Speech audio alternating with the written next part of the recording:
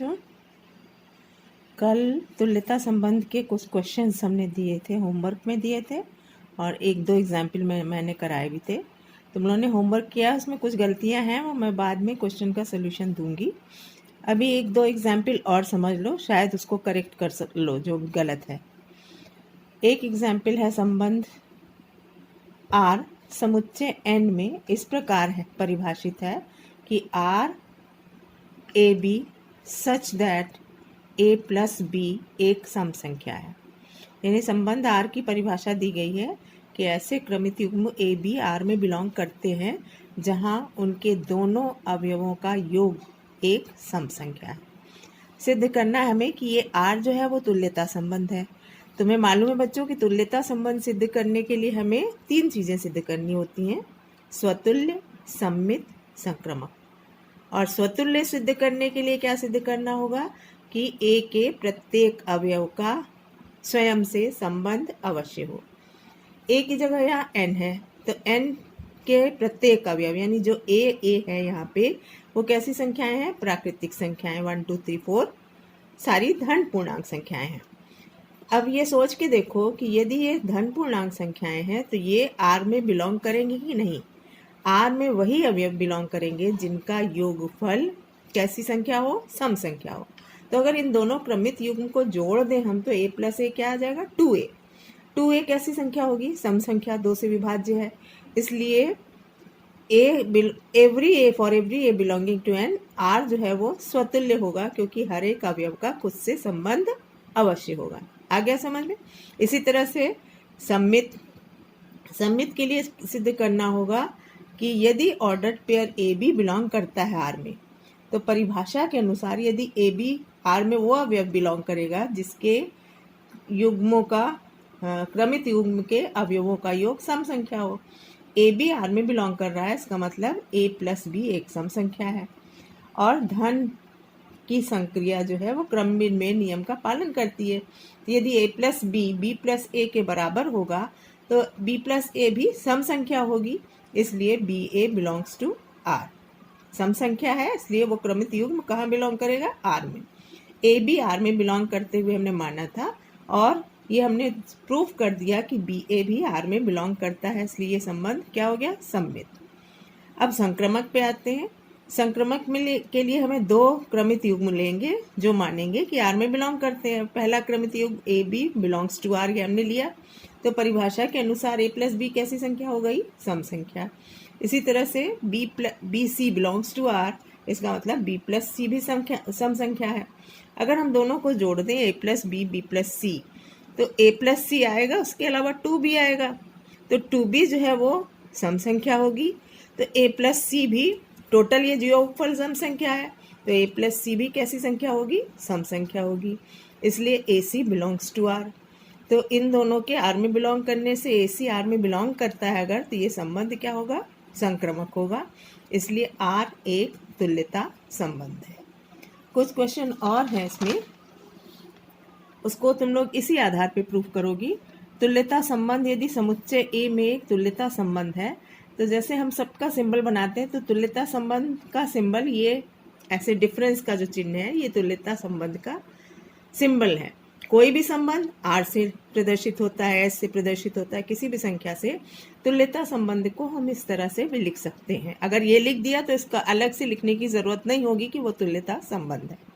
अब वास्तविक संख्याओं के समुच्चय में ये तुल्यता संबंध है, उसकी परिभाषा क्या दी गई है? ए बराबर प्लस माइनस बी। अब हमें ये प्रूफ करना है कि ए बराबर प्लस माइनस बी होने पे संबंध परिभाषित है, तो ये तुल्यता है कि नहीं है? तुल्यता होगा, ये प्रूफ करना है निश्चित रूप से। ए प्लस बी के लिए हमने प्रूफ किया है, ए माइनस बी के लिए भी प्रूफ करना है कि अगर ए माइनस बी समपूर्णांक है तो पूर्णांकों के समुच्चय में ये एक तुल्यता संबंध होगा। ये दो क्वेश्चन और हैं जो पीछे अभी हमने एक क्वेश्चन किया है उस पे आधारित। अब नेक्स्ट टॉपिक है संबंधों का संयोजन, दो संबंध को जोड़ना। उसके लिए हमें समुच्चय, तीन समुच्चय होंगे, ए बी और सी, तीन समुच्चय हैं।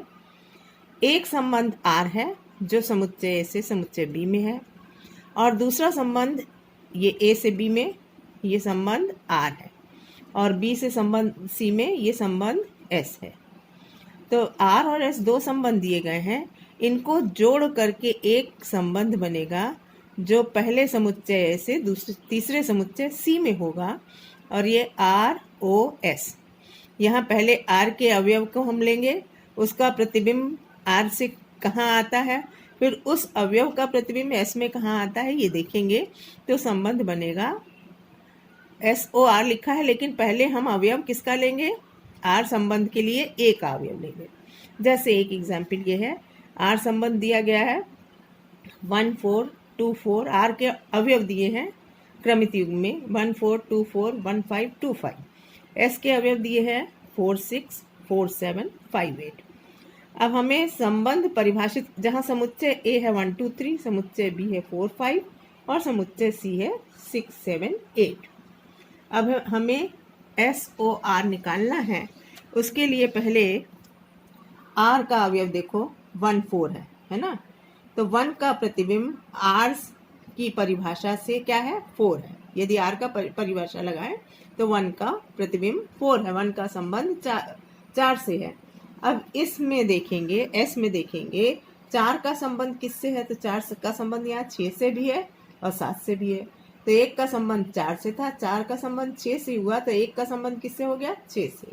यानी 1 6 अवयव आर ओ एस में बिलोंग करता है। इसी तरह से 4 का प्रतिबिंब 7 भी है, इसलिए 1 7 भी बिलोंग करेगा।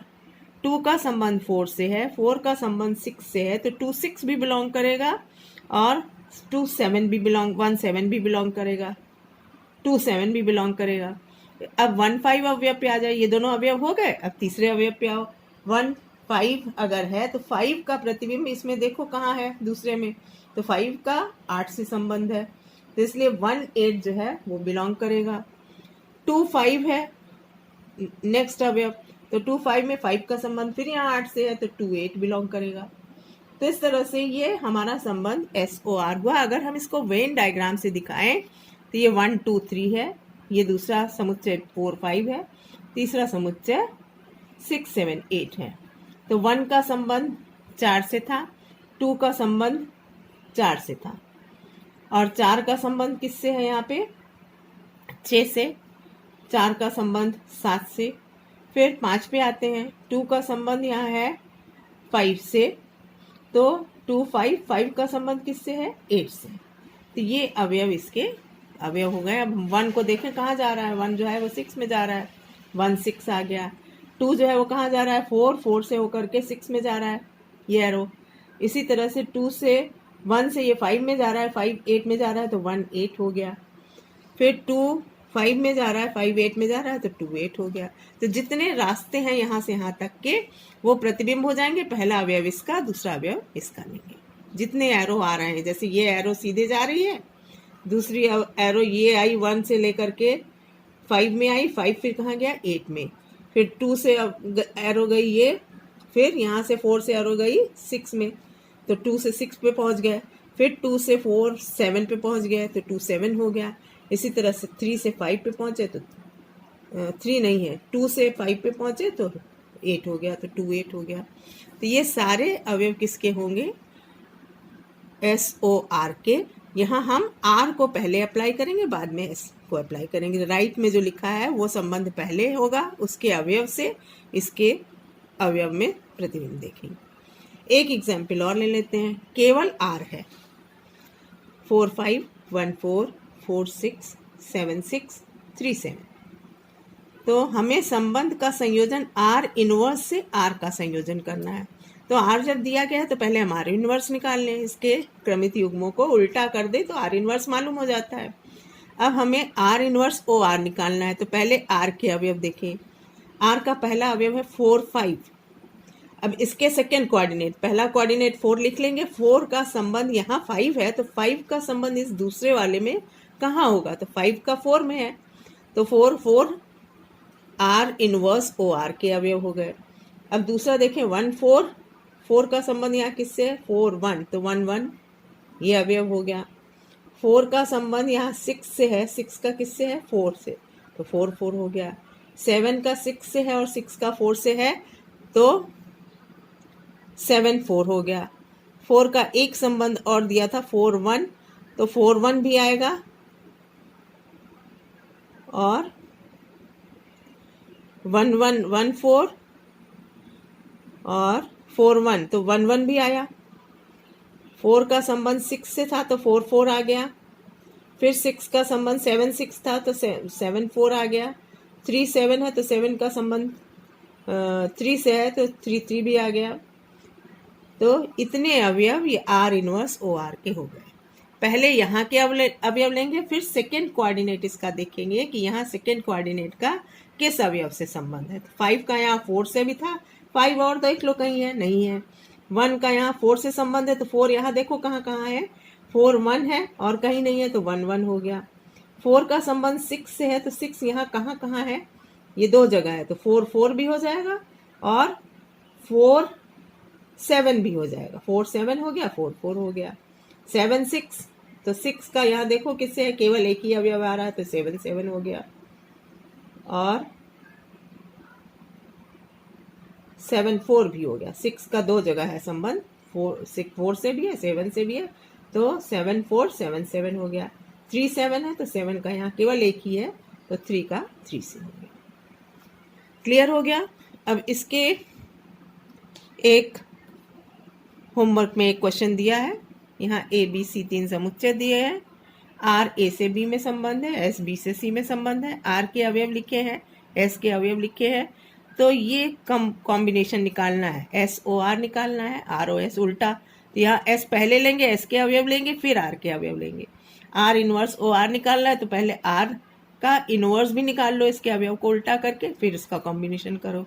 आर इनवर्स का एस के साथ करना है तो यहाँ एस पहला, ये वाले का पहला अवयव लेंगे और उसके सेकेंड कोऑर्डिनेट को इसके अंदर में देखेंगे। ठीक है बच्चों, ट्राई करो, नहीं होगा तो फिर से रिपीट करके बताएं। अब नेक्स्ट टॉपिक है फलन। फलन की परिभाषा संबंध से ही डिराइव्ड है। हमने पीछे पढ़ा है कि हर एक संबंध ए क्रॉस बी का एक उप समुच्चय है। ए से बी में एक संबंध है, R subset A cross B हमेशा ए से बी में एक संबंध होगा। लेकिन उस पे एक हम यदि कंडीशन लगा दें कि ए के अवयव का संबंध बी में एक अद्वितीय अवयव हो, है ना। जैसे ए के अवयव 1 है तो 1 का संबंध 4 हो, अगर 1 का संबंध 4 से है तो 1 का संबंध किसी और दूसरे अवयव से नहीं होना चाहिए। अभी एग्जाम्पल लेके दिखाएंगे, तो वो संबंध फलन बन जाता है। यानी एक कंडीशन हमने लगा दी कि ए के अवयव का एक अद्वितीय प्रतिबिंब हो, 2 प्रतिबिंब ना हो ए के अवयव का। दूसरी कंडीशन हमने और लगाई कि यदि ए के प्रत्येक अवयव का बी के अवयव से संबंध अवश्य हो, यानी ए में कोई भी ऐसा अवयव ना छूटे जिसका बी के किसी न किसी अवयव से, 2 तो हो नहीं सकता, एक अवयव से संबंध अवश्य हो। जैसे इसमें हमने लिखा है एक संबंध R 1 2 2 2 2 4, ये केवल संबंध है क्योंकि इसका फर्स्ट कोऑर्डिनेट अगर देखते हैं तो 1 का संबंध 2 से है और 2 का संबंध 4 से है और 2 का संबंध 2 से भी है, तो 2 का संबंध 2 अवयवों से है बी के, इसलिए ये अद्वितीय नहीं है, इसलिए केवल ये R जो है वो क्या होगा, संबंध। फर्स्ट कोऑर्डिनेट के संगत देखें, अगर सेकंड कोऑर्डिनेट यूनिक हो तब वो संबंध फलन होगा, नहीं तो संबंध ही होगा। जैसे यहाँ हमने लिया 1 2 2 2, 1 का संबंध 2 से है, 2 का संबंध भी 2 से है। 2 अवयवों का एक अवयव से बी के संबंध हो सकता है, लेकिन एक अवयव का बी के 2 अवयवों से संबंध नहीं होना चाहिए। यहाँ एरो दिखा करके हम बता रहे हैं कि 1 का संबंध 2 से है, 2 का संबंध 2 से है, 2 का संबंध 4 से है, ये पहला वाला उदाहरण हमने दिखाया। तो यहाँ 2 के 2 संबंध हैं, 2 और 4, इसलिए ये फलन नहीं होगा। दूसरा वाला फलन होगा क्योंकि 1 का संबंध 2 से है, 2 का संबंध 4 से है। ये एरो ऐसे जानी चाहिए, यहाँ से फैलनी नहीं चाहिए ए से बी में, तो ये फलन है, ये केवल संबंध है। और नेक्स्ट ले लेते हैं 1 2 2 2 3 4, ये यहाँ 3 अवयव ऐसा था जिसका कोई प्रतिबिंब नहीं था, तो ये केवल फलन था। संबंध तो है ही, हर एक फलन एक संबंध है, लेकिन हर एक फलन एक प्रतिचित्रण नहीं है। ये प्रतिचित्रण हो गया जब हमने 3 का संबंध 4 से कर दिया।